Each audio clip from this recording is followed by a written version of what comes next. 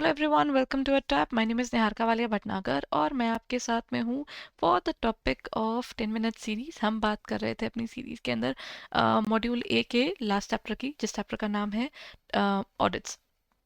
Bank audits का ना जो टॉपिक है वो पेपर में ना बहुत बार थ्योरेटिकली तो पूछा ही जाता है, बिकॉज इस चैप्टर में कुछ नहीं है, प्योर थ्योरी है। अच्छा, अब हम कर रहे हैं बैंक्स की बातें। तो अगर हम बैंक की बात करते हैं तो बैंक्स में डिफरेंट टाइप्स ऑफ ऑडिट्स होते हैं। स्टैट्यूटरी ऑडिट का आपको पता होगा, जब हमारे ऑर्गेनाइजेशंस के अंदर कौन आते हैं, ये स्पेशली ऑडिट करने ऑडिटर्स आते हैं, है ना। तो जब ऑडिटर्स आते हैं, ये क्या करते हैं, इनको इनका हमारी ऑर्गेनाइजेशन में आना लॉ में लिखा हुआ है।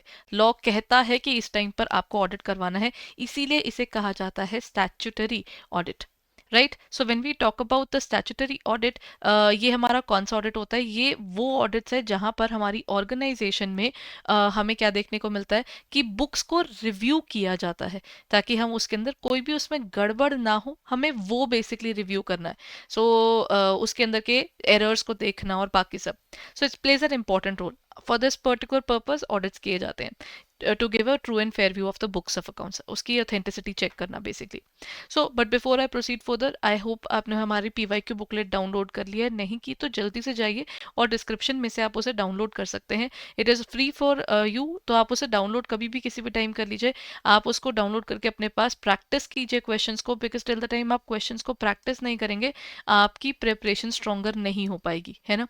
सो बड़ा इंपॉर्टेंट रोल प्ले करता है कि आपकी प्रिपरेशन में ना आपको आइडिया हो कि किस तरह के क्वेश्चंस पेपर में आते हैं और उसके लिए हमें कैसे प्रोसीड करना चाहिए। To just go through the specific area altogether and let us know if you need any further help in terms of your courses। आप क्या कर सकते हैं, हमारी वेबसाइट पर जाकर उसको आगे देख सकते हैं। तो चलिए अब हम करते हैं types of audits in banking.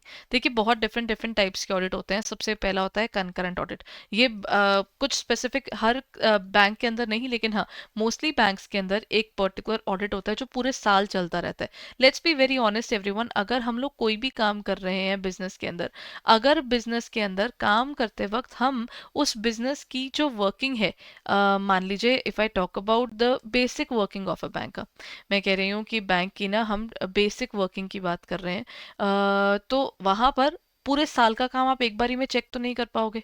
तो आप क्या करोगे, आप कहोगे कि आप ना एक काम कीजिए, आप ना पूरे साल ही चेकिंग करते चलिए। तो पूरे ईयर ही जब वर्किंग चलती रहती है, उसे ये लोग एक्चुअली डिफाइन कर देते हैं as the portion of concurrent audit. तो ये ऑडिट चलता रहता है, इसीलिए इसका नाम कनकरेंट आता है। So after the concurrent audit topic we have the next topic as,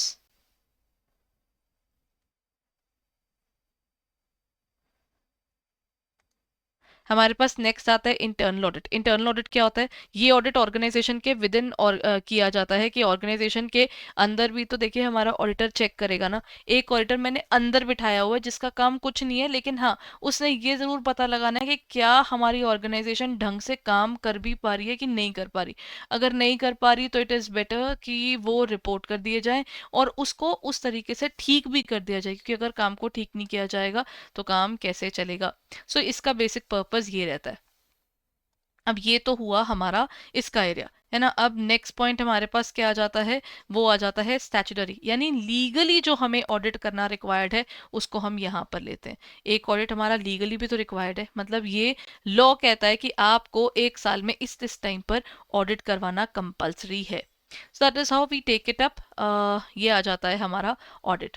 okay, अब नेक्स्ट आ जाता है, ये तो हमारे तीन तरह के, ये आपका लॉ बेस्ड है, ये आप इंटरनली एक पर्टिकुलर ऑडिट को ढूंढते हैं और ये पूरे साल चलता रहता है, ताकि कोई भी उसमें गड़बड़ हो तो सतत पता भी चल सके। एक होता है रेवेन्यू ऑडिट। रेवेन्यू मतलब जिन ऑर्गेनाइजेशंस का इनकम बहुत ज़्यादा होती है, तो उनके इनकम को रेगुलरली रिव्यू करते रहने के लिए हम लोग रेवेन्यू ऑडिट करते हैं, जिसमें उसकी ना पर्पस क्या है, आइडेंटिफाई कीजिए कि कंपनी का कोई इंटरेस्ट या कोई चीज़ लीक तो नहीं हो रही। इसका स्कोप बेसिकली आपकी इनकम तक ही सीमित है, इनकम और एक्सपेंडिचर तक। ये उन ऑर्गेनाइजेशंस में किया जाता है जहां पर ना आपकी बहुत ज़्यादा बड़े बड़े इनकी वर्किंग रहती है, और एक मीडियम ब्रांचेस में भी किया जाता है। छोटी ब्रांचेस में इसकी रिक्वायरमेंट नहीं, क्योंकि उनकी इनकम वैसे ही कम होती है। बड़ी ऑर्गेनाइजेशंस में इसकी रिक्वायरमेंट रहती है। एक होता है स्टॉक एंड रिसीवेबल्स ऑडिट, ये ऑडिट भी बड़ा इंपॉर्टेंट है। ये ऑर्गेनाइजेशन जैसे बैंक्स, जैसे हम बात करते हैं बैंक्स में तो खैर स्टॉक में कुछ नहीं मिलता है ना, लेकिन हाँ अगर मेरा प्रोडक्शन का काम है तो प्रोडक्शन में तो मेरे पास कितना कुछ पड़ा होगा, वो स्टॉक को एक्चुअली वेरीफाई करना कि मैंने बोला है, मैंने तो क्लेम कर लिया जी हमारे पास तो लाखों का प्रोडक्ट पड़ा है और वो एक्चुअल में पड़ा ही नहीं होगा, फिर क्या होगा, उससे ऑर्गेनाइजेशन की ऑथेंटिसिटी खराब हो जाएगी। ये एक्चुअली होता भी है, कि ऐसा नहीं है कि इसमें कुछ गलत है, क्योंकि बात यह है कि ऑर्गेनाइजेशन से पूछा जा रहा है कि जी आप अच्छे से काम कर भी रहे हो कि नहीं कर रहे हो, और वो कंपनी अगर ढंग से काम नहीं कर रही फिर उसका कोई फायदा नहीं है। वो चीज को देखने के लिए कि वो उसका स्टॉक जेन्युइनली उतना ही है जितना ये कह रहा है कि नहीं है उतना, उसको हम यहाँ पर चेक करते हैं। ये वाला पार्ट हमारे पास आ जाता है इसके अंदर। ठीक है, अब ये तो हुआ एक और एलिमेंट। अब इसके बाद हमारे पास इसकी फ्रीक्वेंसी कभी भी हो सकती है, मंथली, ईयरली, और कभी भी किसी टाइम पर भी। इवन अगर लोन्स देने हैं उससे पहले भी कई बार लोग स्टॉक ऑडिट करवा लेते हैं, क्योंकि स्टॉक के बेस पर लोन ले रहे होते हैं। एक होता है फॉरेंसिक ऑडिट, ये तो शक ही किया जा रहा है कि यहाँ पर कोई फ्रॉड है, तो इसीलिए उसके एविडेंस इकट्ठे करने के लिए इस ऑडिट को किया जाता है। ये नॉर्मली अब तो कंप्यूटर्स के थ्रू ही होता है, और ये डिटर्मिन करता है कि कोई फ्रॉड तो नहीं हो रहा। अगर कोई फ्रॉड हो रहा है तो that has to be reported. इसका बेसिक पर्पस ये रहता है। सेकेंडरी गोल क्या है कि ये आप एक तरह से ये भी चेक कर पाते हो कि फाइनेंशियल जो है हमारी पोजीशन जो ऑर्गेनाइजेशन की है वो सही है, वो गलत नहीं चल रही, तो वो चेक करने के लिए कि ऑथेंटिसिटी है उसमें, वो चीज़ चेक करने के लिए।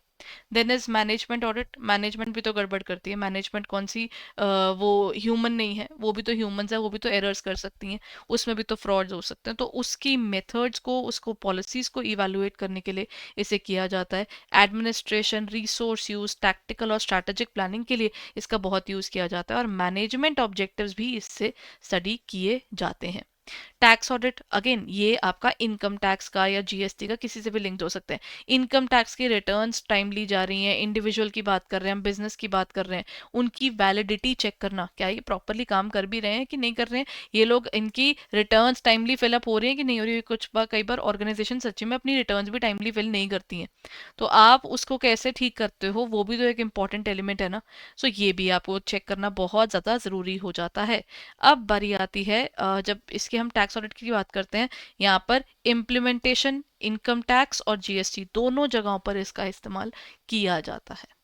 और जीएसटी के भी स्पेसिफिकली ऑडिट कराए जाते हैं, बिकॉज देखिए जीएसटी काफ़ी ऑर्गेनाइजेशंस पर लगती है, और जिन जिन पर लगती है उनकी डॉक्यूमेंटेशन जो है वो कंप्लीट होनी चाहिए, उनकी कंप्लायंस प्रॉपर हो रही है कि नहीं हो रही है। अब आपके पास में जीएसटी की प्रॉपर टैक्स क्लासिफिकेशन आपने की है, क्या जिस पर जितना जीएसटी लगना है उतना लग रहा है कि नहीं लग रहा, रिटर्न प्रॉपरली जा रही है कि नहीं जा रही, आपने इनपुट टैक्स क्रेडिट का प्रॉपरली इस्तेमाल किया है कि नहीं किया है, ये बड़े इंपॉर्टेंट पॉइंट्स बन जाते हैं in terms of GST।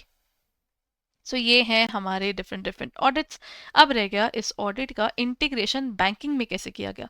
Banking में ये इसलिए इंपॉर्टेंट हुआ क्योंकि एक रेगुलेटरी कंप्लायंस बनकर आया, बैंक लॉज प्रॉपर फॉलो हो रहे हैं नहीं हो रहे उसके लिए आया। रिस्क को मैनेज करने के लिए ज़रूरी हो गया कि हम इंटीग्रेट करें ऑडिटिंग को इसके अंदर, ताकि रिस्क को समझ तो सकें और वल्नरेबिलिटीज़ को देख सकें। ऑपरेशनल एफिशिएंसी बढ़ती है, जो काम चेक होता है ना वो काम हमेशा अच्छा होता है, because people are looking at it. In the last is financial integrity, इससे आपकी जो एटलीस्ट ऑथेंटिसिटी भी चूज होती है, और साथ साथ क्योंकि विद इन द ऑर्गेनाइजेशन चीज़ें चेक हो रही हैं वो हमेशा एक सेफर वे से हो भी जाती हैं। चलिए that's it for the day everyone. अगर अभी तक आपने हमारे कोर्सेज को रिव्यू नहीं किया है तो प्लीज़ जाइए और हमारी जल्दी से कोर्सेज को रिव्यू कीजिए। All you need to do is you need to go on to our website www.edutap.in। आप इस पर जा सकते हैं और आप हमारी कोर्सेज को रिव्यू कर सकते हैं, हमारी ड्रॉप इन कर सकते हैं मेल hello@edutap.co.in पर। और इन केस अगर आपकी कोई क्वेरी है तो आप हमें व्हाट्सएप या कॉल भी कर सकते हैं 8146207241। Thank you so much for being there everyone. हम मिलते हैं अगले सेशन में। Bye bye and take care.